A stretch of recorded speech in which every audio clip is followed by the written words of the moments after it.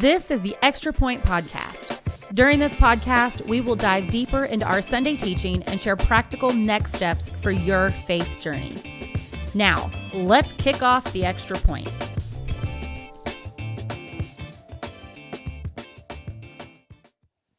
Well, welcome to the Extra Point. I'm Cheryl Ross, the Next Steps and Discipleship Pastor here at Southridge Church, and I'm with Scott Beha, our lead pastor.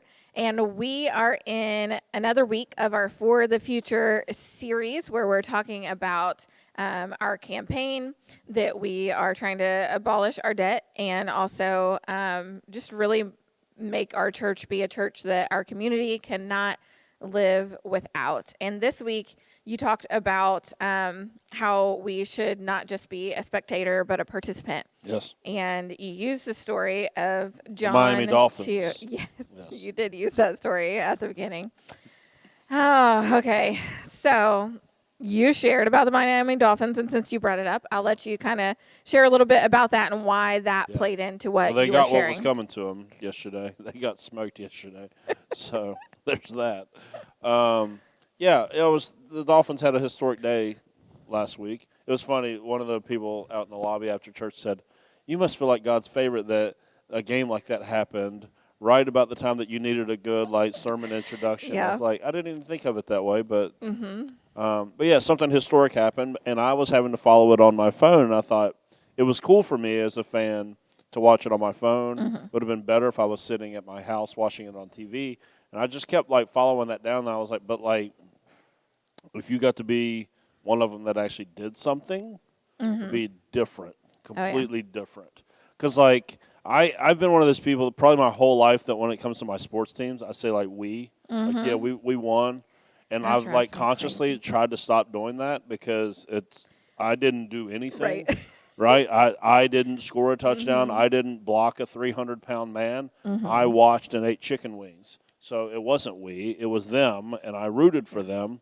But the experience would be much different if I was one of them that had put in all the hard work to go and see the results. Yeah. And for me, that's what's at stake for the people at Southridge Church, is you get to choose whether or not you want to follow along at a distance or even show up and watch it happen but not be part of it, just spectate, or you can be part of something amazing that God's going to do here because God is going to do it. Yeah. We already had $250,000 of pledges come in. The handful of pledges I got yesterday, our average is still people are giving somewhere between $7,000 and $10,000 pledge. If you get that very many times, you're talking there. This is taken care of. And you know that there's going to be even bigger than that. There's going to be some smaller, but right. People are. I got a message from someone Sunday evening about the message, and they said, listen, if that doesn't get the church fired up to be part of what you're talking about doing, he's like, I don't know what will. Yeah. So I'm certainly hoping it is, because there's a drastic difference between watching a miracle and being part of it. And for me, I want to be part of it. Yeah, absolutely. I think it was great. We had our group met last night, and it was awesome conversation around this and talking about it. And so I'm really looking forward to it. I think it was something that did get a lot of the people in our group thinking about it in an even better, more exciting way to realize that what they have a chance to be part of right now. And because I think that it's easy to forget the why and look at the numbers, but that's why you started off with the why in this series is that, solely we want to be a church that our community can't live without. We want to see God move in and through all of us and what we can do in our community. And I think that's really cool. But you use the story of John 2, which was the wedding at Cana, where, a lot of people know this as Jesus turning water into wine. And so let's talk about that a little bit, because I know it was going to derail what you were trying to share yesterday. This is one of those debated stories where some people don't believe that it's actually wine. So let's just talk about that for a minute. Yeah, the conviction that those people come at this with is they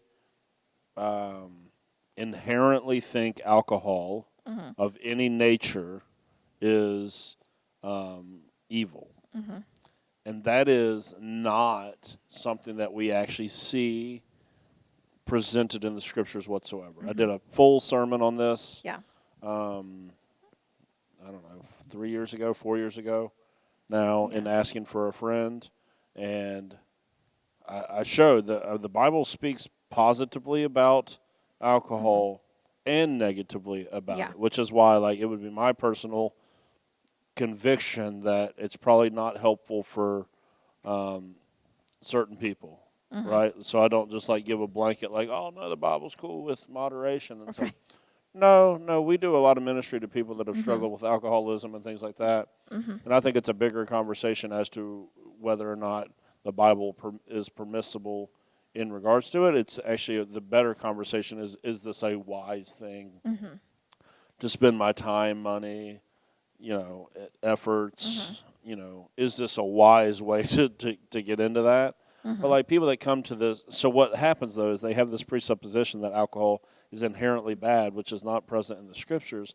But then because of that presupposition, they will come and they will try to do everything in their power to twist this text to say, Jesus would never do something like this. Like, that had to be great. And it's like, no, the Hebrews in their language have words that would make it very clear to us that Jesus turned water to grape juice. Yeah.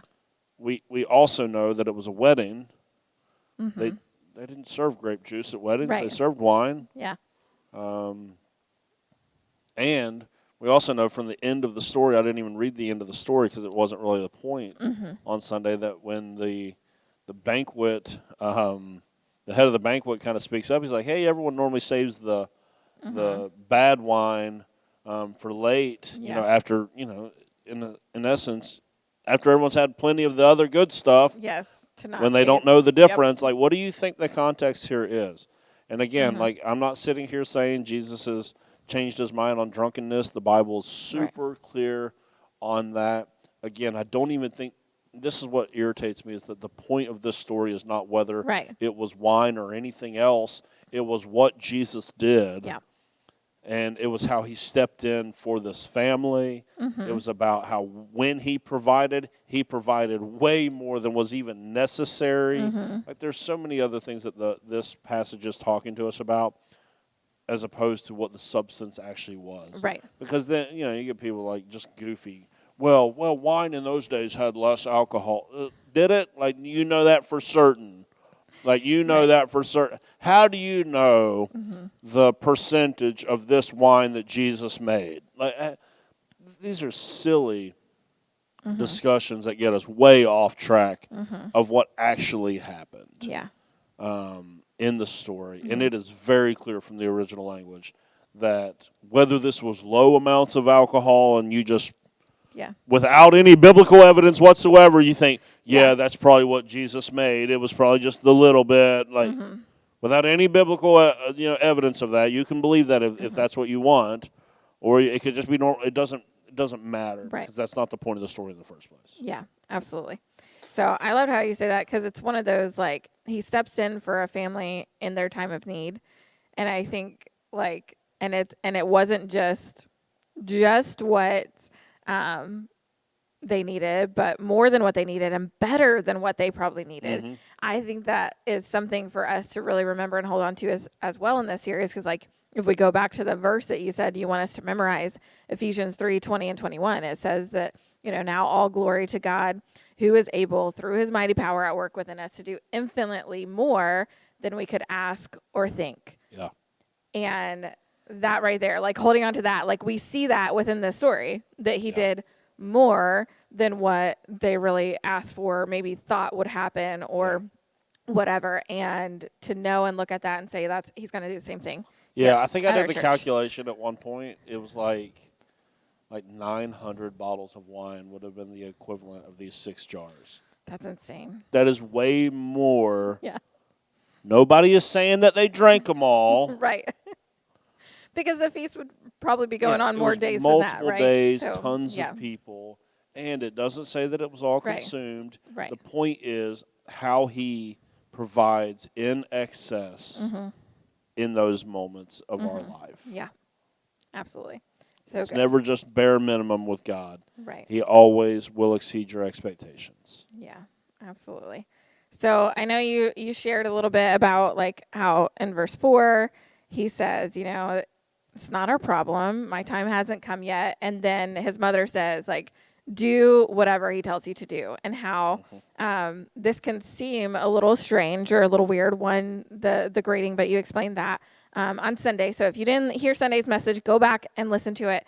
But I think it was really cool because you started talking about how, she fully expected Jesus to do something in that moment. And maybe some of that's like, mom's intuition or like, she'd gone through a lot. Like she'd had the angel in the beginning from the conception to everything. Like she knew God was there, like that God was working. And so, knowing that, yes, she didn't know, but more importantly, that expectation and how we have to understand that seeing a miracle, like expectation is a requirement. Why do you think some people might struggle with this in their lives and their faith journey of really having that expectation?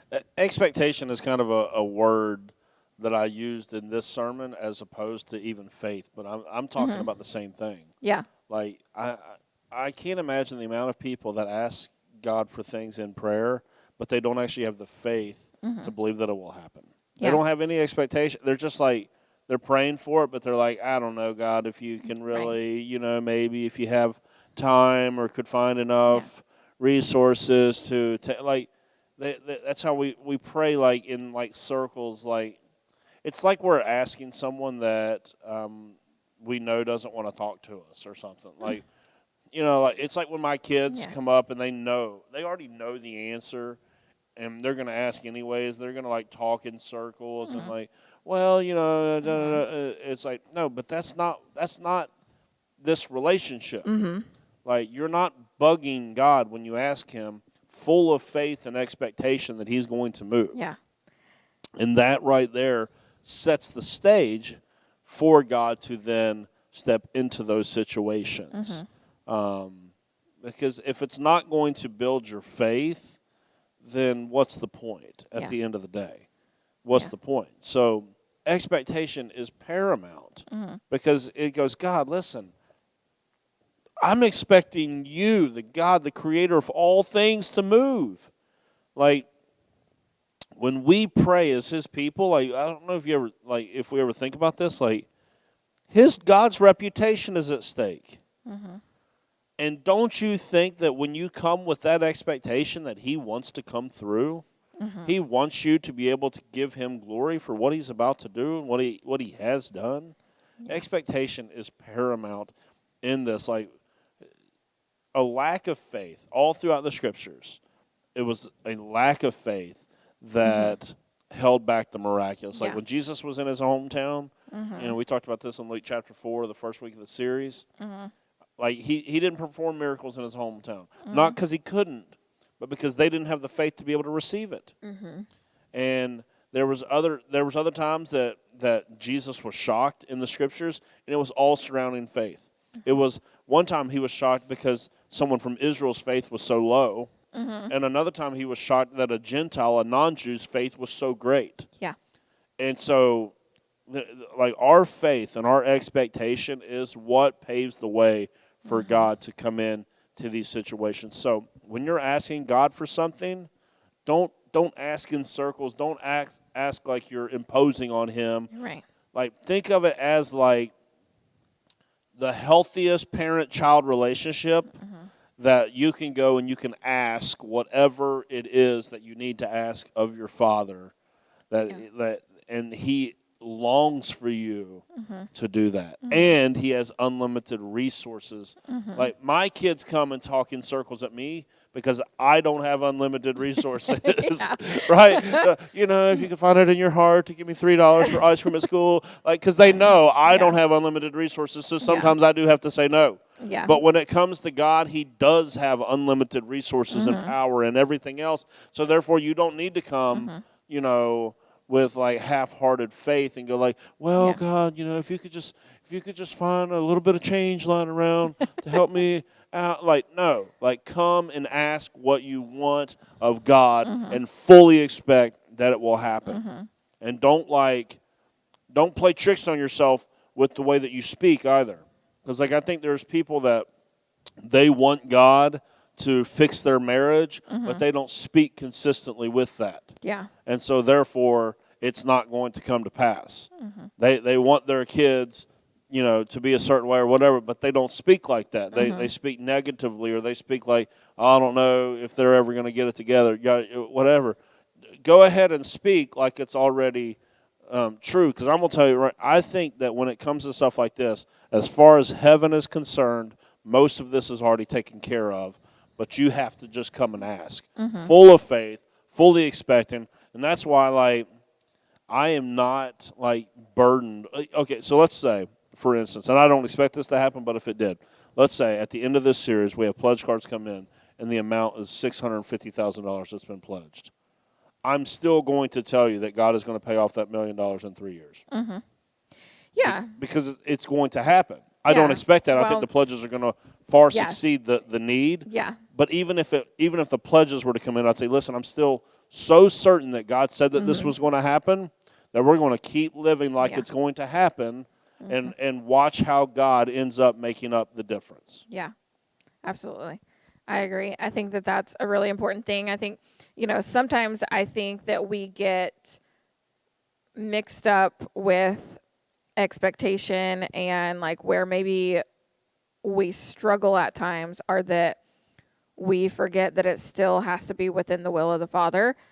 And sometimes maybe we haven't seen that because we've prayed something like so specific, and God knew that something else was better for you. Yeah. And then when that didn't happen, then maybe we think, well, he's not going to do it. Yeah. But forgetting, we have to remember that his will is better and higher than ours is. And so, like, knowing that within it, but it doesn't mean that you don't have faith to come and say, hey, God, I really need you in this moment. And so, like, we fleshed that out a little bit in our group, that, like, you can have expectations, but understand in the same time that, like, it may not be exactly how or when or what. And so, like, knowing that, but it doesn't mean that you don't have any expectation or any faith at all. Well, when you're filled with faith as well, you're prepared to take whatever answer comes. Yeah. That makes a gigantic difference. Yes. Right? Yep. Like when you come half-heartedly, you're not ready to actually receive the answer for what it's going to be. When you come full of faith, you're now your faith is anchored in the object of the faith rather than the request that you have. So therefore, if he meets your need one way or another, you don't even care, because your faith is anchored in him and not in how he responds to your request. Absolutely. So that makes a gigantic difference. Yes. Like when I'm full of faith, knowing that God is for me, then whatever answer he gives me, I can be good with. Yes. But that doesn't keep me from asking. Right. Like it has not kept me from asking for the last 5 years for God to send $1 million gift to this church. Just because it hasn't happened yet doesn't mean that I'm not sitting here going, I still fully believe, and there are elders of our church that have been praying this as well, that there's $1 million gift coming to our church. Fully believe it. I don't know where it's going to come from. I don't know anyone that's got $1 million. Yeah. But this is what we're asking for.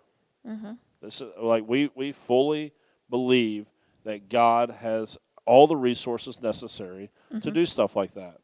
And we've been praying for $1 million gift. If it comes in 150 families giving what they can, or one check, I don't really care how it happens. Right. But I know that he's already said it's going to happen. Yeah, absolutely.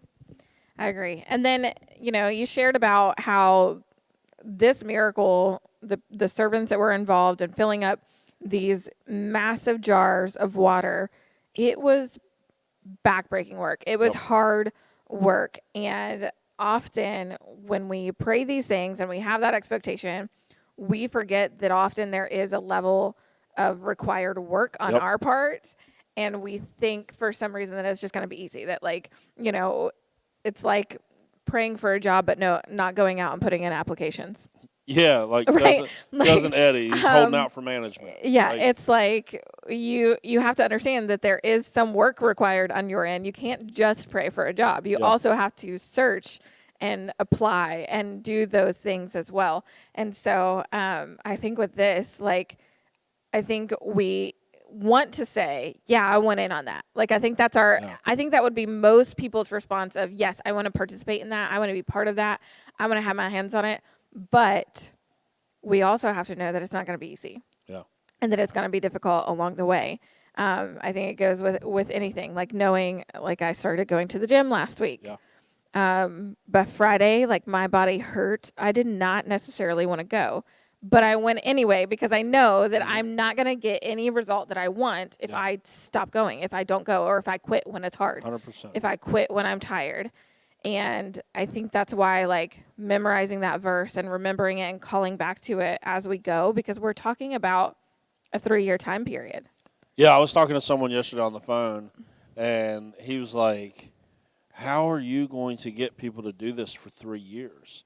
Like, for him, he was, like, shocked. Like, how do you keep this thing going for 3 years? I'm like, well, it's going to require continued effort to keep the vision in front of everyone to do it, because it's not an easy thing whatsoever, and lifting this heavy of a weight for 3 years is definitely difficult. Yeah. We really should not expect anything, though, to be easy when we're dealing with the miraculous. Like, it shouldn't. I know that it feels like the miraculous should be like God snaps his finger and something happens, but so many times, like throughout even throughout the scriptures, we see there was a part to be played by people many times. Can God do it all on his own? This is part of my notes that I had yesterday. I didn't even get to this. Could God do it on his own? Absolutely. But for some reason, he has seen fit to include humanity in his plans, and that seems to be the way that he's going to do things, well, even though he doesn't have to. He doesn't have to go that route, but he's going to. And so it's always been an invitation for humanity to join with him in what he's trying to do. Yeah. And it's not like, it's kind of that type of work that is hard, but at the end of it, you know that it was worth it. Yeah. I think that this is the type of work, like when you think about like the Genesis creation narrative, we know that Adam already was working as taking dominion over the ground and all of the stuff that God had called him to do. But part of the curse was that work would become toilsome.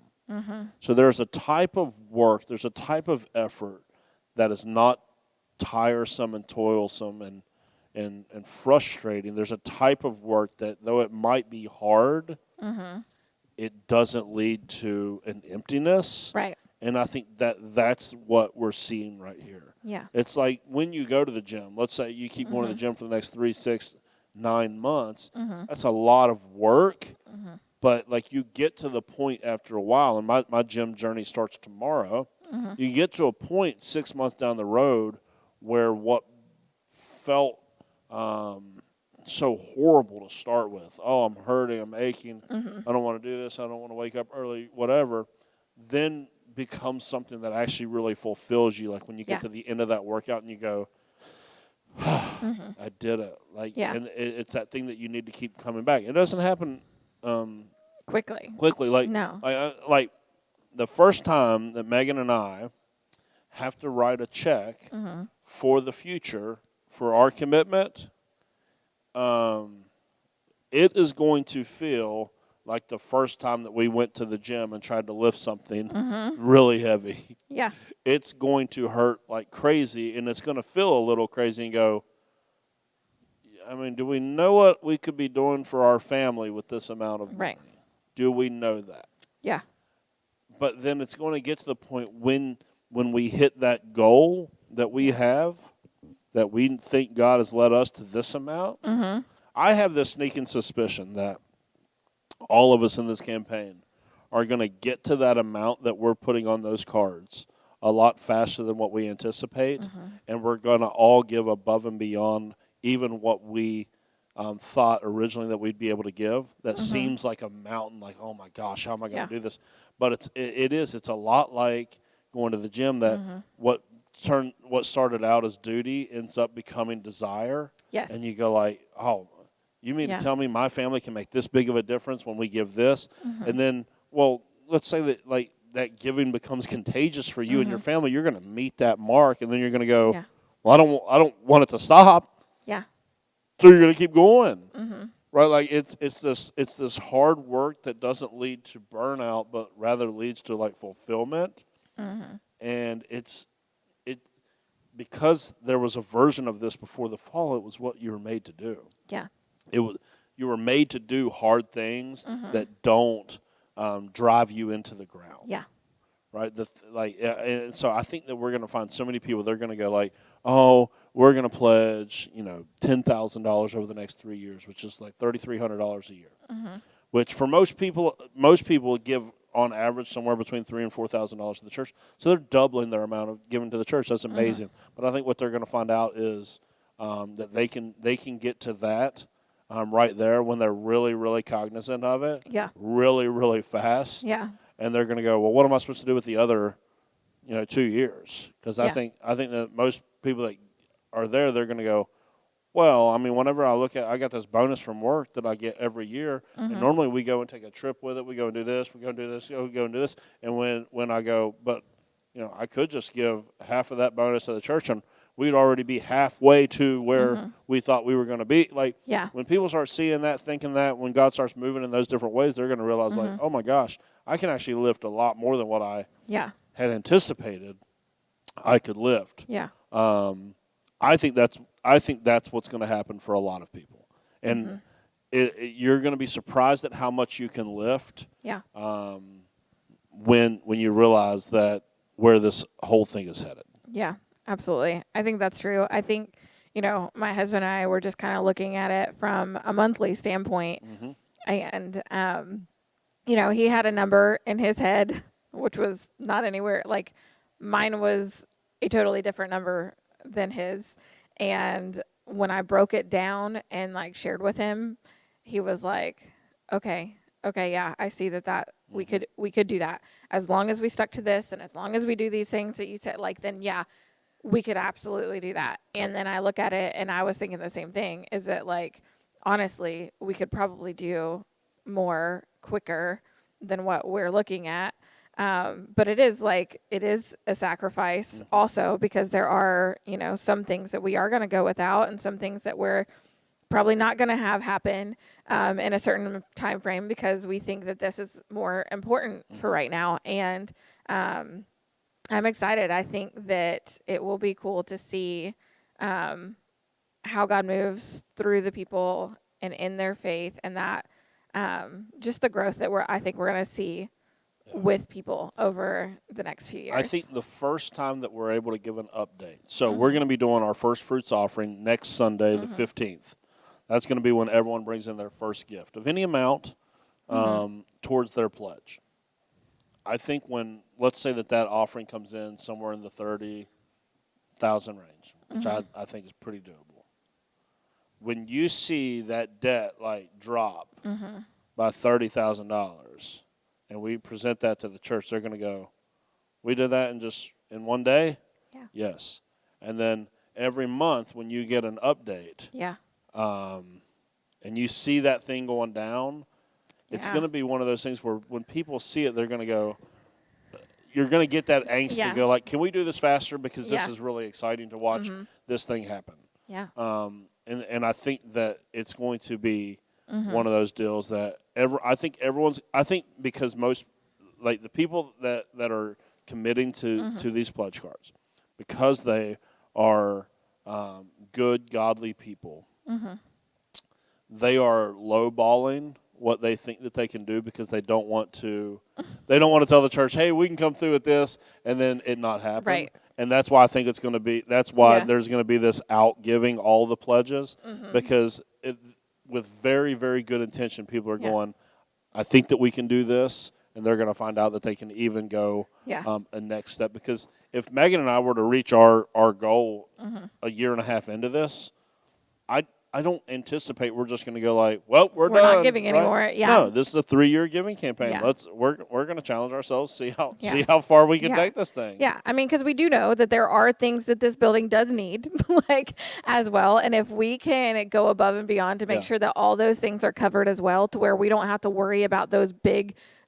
expenses coming up too, like that's just going to be. I look back at the story in the Old Testament of the building of the tabernacle, and how when the people, like, all that was said was to give what God puts on your heart. Yeah. And as they brought their gifts, they ended up having to stop them and turn them away because they had too much. Yeah, there's a momentum that there happens. was more than enough because they just kept coming and they just kept coming. And that's what I get excited about, and I really think and believe can happen here, is that, like, it's something that we know that God is calling us to do, and God always comes through. Like, when you are obedient to what he calls you to do, he always comes through. And so I'm excited. But, you said you kind of, the main point of this was that, the size of the miracle will depend on what you're willing to sacrifice. What you put in is going to be what you get out of it. And so we have said over the last few weeks, pray, decide, like, figure out what you need to do with your regular giving, figure out what you are supposed to do with this, and then just get excited and watch God work. But we hope that you took this to heart and that you get excited with us. We can't wait to see what God is going to do. And we'll be right back here again next week with another message and discussion from our For the Future series to give you some more practical next steps for your faith journey.